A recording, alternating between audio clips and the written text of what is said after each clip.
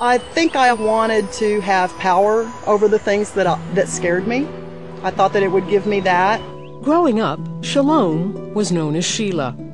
As a teen, she began searching for truth. Her fascination with the occult and her love for nature led her to Wicca. I was always very much in love with nature, and so it was a natural thing to worship nature, so it was easy for me to get into that. As Sheila became more involved with Wicca, she became very outspoken about the religion.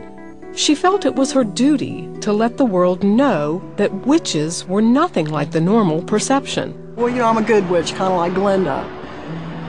But, and that's kind of the way I looked at it for myself. Despite thinking she was a good witch, Sheila began to delve deeper into the occult lifestyle. Drinking, drugs, and sex became a way of life. Any sin. I didn't believe in sin. That opens the door pretty easily for you to get into just about anything you want to.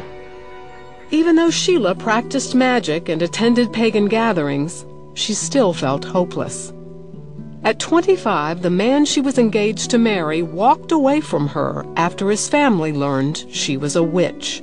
His sister-in-law was the one that said that she knew all about it because she had watched the 700 Club and that they had a piece on it. And so she got everybody to have a big circle and pray around him, and they finally talked him into leaving. Devastated and alone, she turned to her magic, hoping to find peace. And I just thought, well, I'm not really in harmony with nature enough yet. Sheila searched everywhere for answers. She spent time worshiping her favorite tree, doing spells and appealing to the god and goddess for answers. I really, really thought I was on the right track. I thought I was really getting somewhere. I thought I was becoming enlightened. And, but things were still a mess. A few years later, another man came into her life, Kevin. Before long, the two fell in love and decided to marry. But just like before, his family found out she was a witch and wanted the relationship to end. So I was really angry that once again Christians had interfered with my love life. So I decided I'd have a little talk with Jesus, because I still believed that Jesus had existed, that he was a really smart guy. And I said, look, I'm really suffering here, so I need your help. You're supposed to be the Prince of Peace. I need some peace here. And it was really strange because I actually experienced peace at that point. She began reading the Bible and studying Christianity. She wanted to understand the peace and power that came over her after she prayed. I had so many viewpoints that had to change that it was a process. I mean, I literally felt like scales were being dropped from my eyes, like Paul's experience. Sheila and Kevin got back together and began studying the Bible and going to church.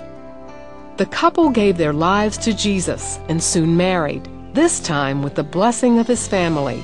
The first thing that I felt was, boy, what a lot of wasted time.